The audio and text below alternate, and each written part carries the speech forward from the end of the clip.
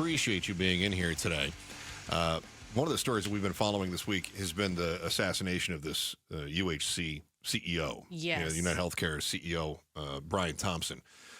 By now, surely you've heard of this, that the guy was headed to an investor meeting. He was going into early to help set up about 6:45 in the morning on, I think, Tuesday or Wednesday, I guess maybe. Yeah, Wednesday. And then somebody ambushed him, right? Right. It just jumps out. Super calculated. Very calculated. Like, flawlessly calculated. Yeah. And not only that, but shell casings at the scene were recovered with inscriptions on them, I believe.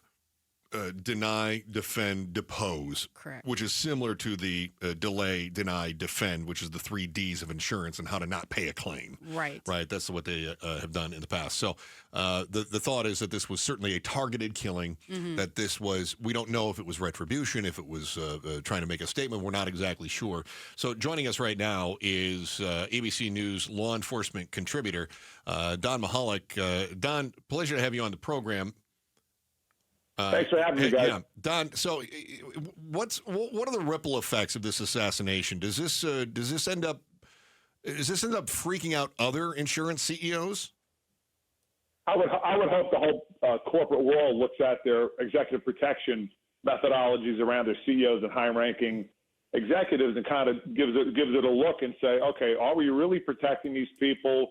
What's the threat profile of these people? What do we need to do to enhance protection of these people? Because let's face it, CEOs these days of every corporation are public officials. Their names, their faces, their salaries are out there. They deal, and especially with larger companies like this, they deal with a huge client base, huge employee base, people that like them, people that don't like them. And it's perplexing how in this day and age that thought of having some level of protection around them wasn't extended to this poor individual. So I would hope corporate America nationwide would relook at what are we doing and try to buy in more to having security around our top officials. Don, was there a certain naivete in the same way that we didn't have Secret Service coverage of the president until after the Lincoln assassination? Is there a naivete that these people were even at risk in the first place? Is this the eye-opening experience like that was back in 1865? Yeah, I think there's a bit of denial in corporate America, and I think some of it is based upon profit margins. Corporations traditionally, security is an afterthought because it's not a revenue generator.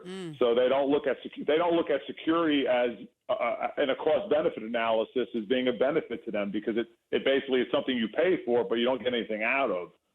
What happened though in Manhattan might make a lot of corporations rethink their security and rethink the way they're handling their people because clearly this individual had a plan, put a plan into effect, and acted on that plan and took out this individual. When you think about it, it was the middle of Manhattan, early in the morning, which is actually pretty busy, in a very busy part of Manhattan, dead midtown Manhattan. An individual was able to get away with this crime, and he's still on the loose.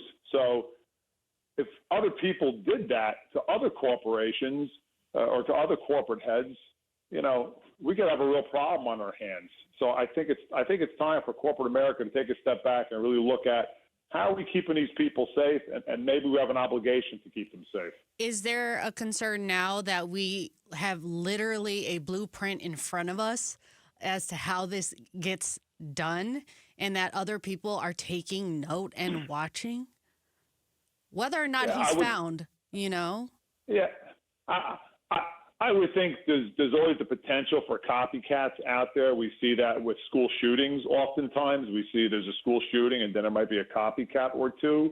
I don't know how much of it is that the secret sauce is now known of how to commit this versus that it motivates somebody because they see somebody else doing something and potentially getting away with it. And another person says, oh, well, they did it and got away with it. Let me try as well. The sad thing is in all these cases, especially acts of targeted violence, oftentimes somebody knows that the individual has got a grievance, a gripe, and might be putting a plan together, but oftentimes people don't say anything.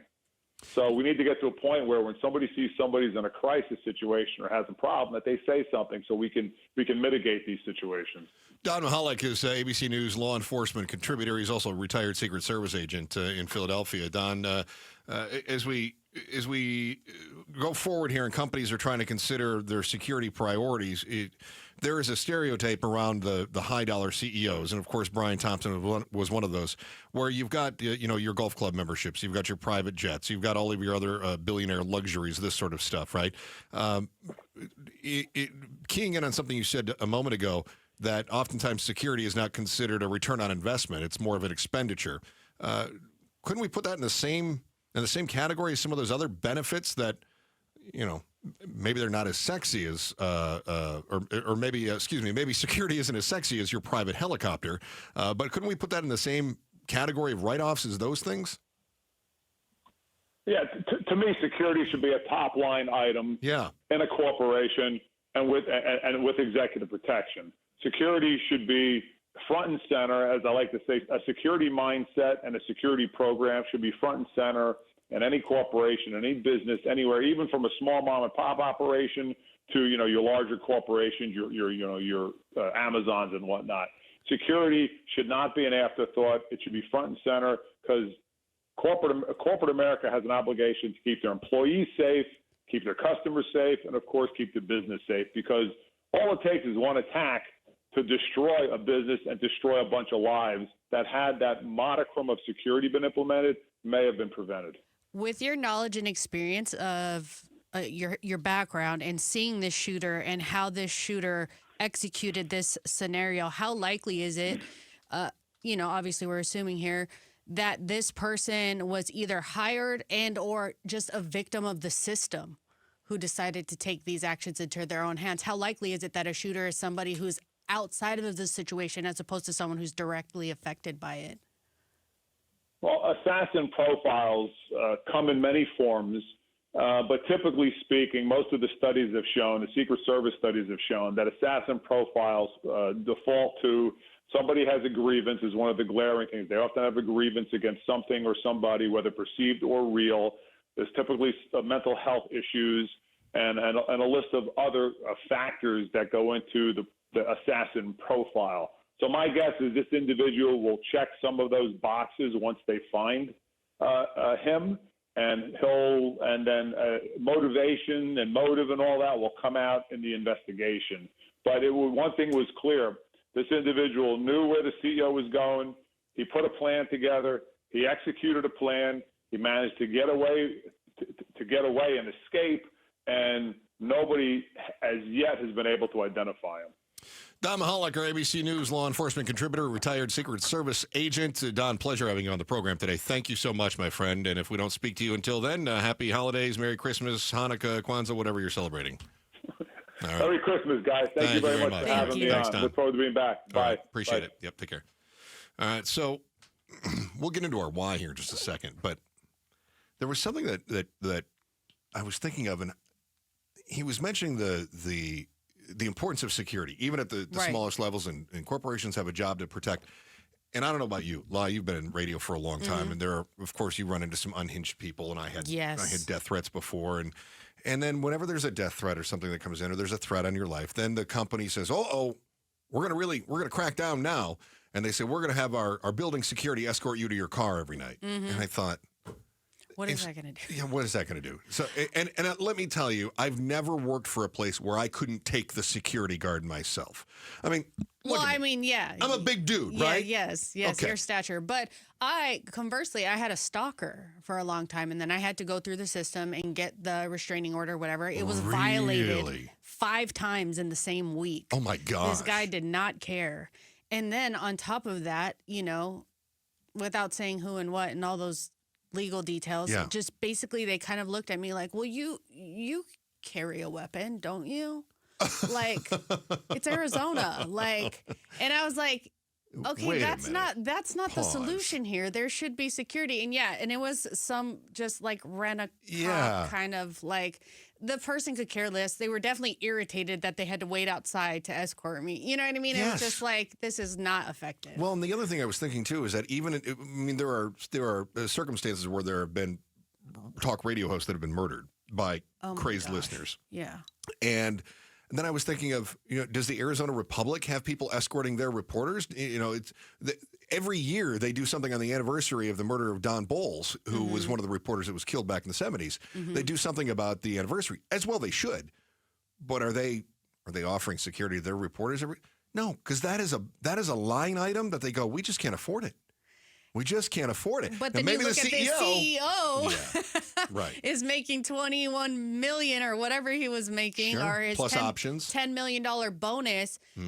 I feel like you can hire your own security at that point. I don't know how much it costs, but I'm going to guess it's a drop in the bucket compared to the overall thing. So I continue to be fascinated by this assassination of the UnitedHealthcare CEO. Brian Thompson was his name. And I run the risk, whenever I bring this up, I run the risk of people thinking that I'm on the side because we are in a bifurcated society where everyone has to pick sides. Yes, it's either you're over there or you're over here. Yeah. Which one is You're it? either with me or you're against me, right? Yes. And I am not on the side of a murderer. Let me be frank about that. I'm not on the side of a murderer. But I'm also not ever on the side of one of the monolithic or the Leviathan insurance companies. It's unreal. And I can tell you this not only as a consumer who's had to deal with this stuff, but also my wife of 20 years has spent most of her career fighting against the insurance companies to try to get doctors, laboratories, dialysis centers paid because of those 3 Ds that you're hearing in the news, which is the delay, deny, defend. In other words, we're going to delay paying your claim or even looking at your claim. We're going to deny your claim, and then we're going to defend why we denied your claim in the first place. I've seen some really underhanded things, like they will change their address so that your claim goes to the wrong place. It is super common. In fact, you can Bing this yourself. Just look up whatever your insurance company is and say, where do I send my claim?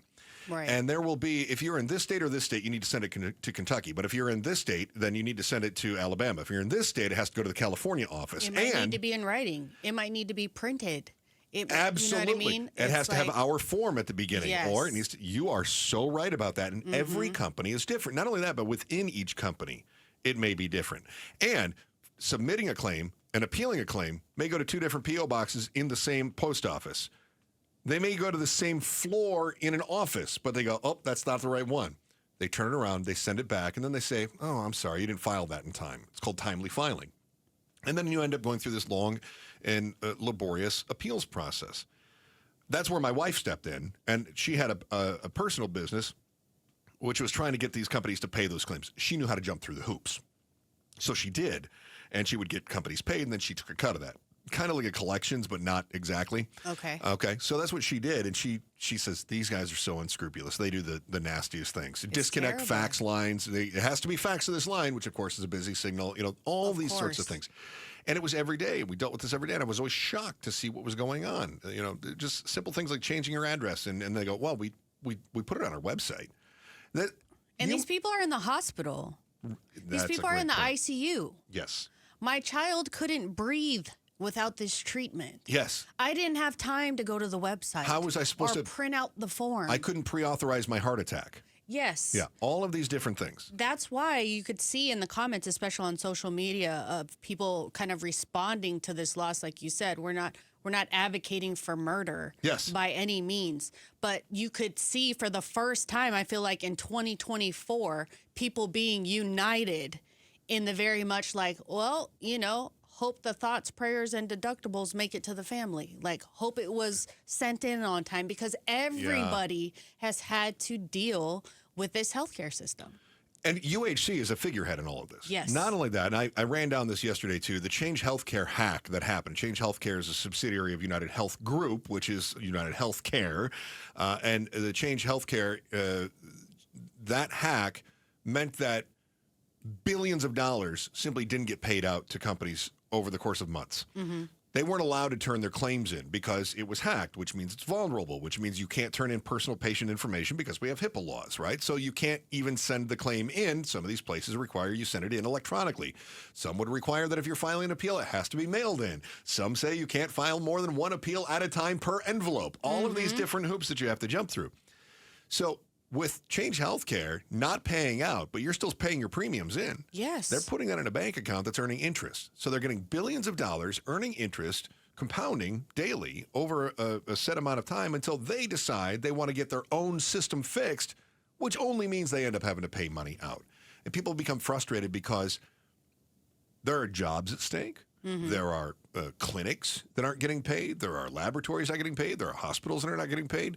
There are collectors that are not getting paid. And my wife, her example, it cost her business about $50,000 in collections that she just is not going to get paid because they never posted it because it didn't come in. And meanwhile, all of this, the most vulnerable of every one of these groups is the patient. So I wrote something down as we were talking with our last guest, who is the law enforcement expert. And I wrote down unmanaged outrage. And I think what we're seeing is the outrage has been building. And there are avenues to express your outrage. There are avenues to say, I'm not happy. You can go to an investor meeting. You can file your appeal. You can call your congressperson. But that's not getting you anywhere. If you're still alive, you can do that. That's a great point. If you haven't been buried in debt so deeply that you've sold your home, right? Yes. All of these different things. In fact, you and I were both discussing our medical maladies and how even with insurance, it costs more than we could possibly afford, and we're still paying on debt that we have for these things. Absolutely. And it's like, okay, wait a minute. I'm working, I'm paying, I'm covered. Right. How am I still trapped in medical debt? And that is the reality of the average American. That is what is happening, and we are still in a privileged space because we were able to get the care that we needed in the time that we needed it, and we're still here to be able to complain about that. But there's not a lot of people that are. Is there any surprise that in an outrage-fueled society that we live in right now, people are outraged about the murder. They're outraged about the victim. And then I'm not going to name names, but I've been listening to some other people's opinions on this, and they're outraged at people who are outraged. Oh, like, my word. how dare you be upset about the insurance company? Why do you like a murderer so much? I don't like a murderer.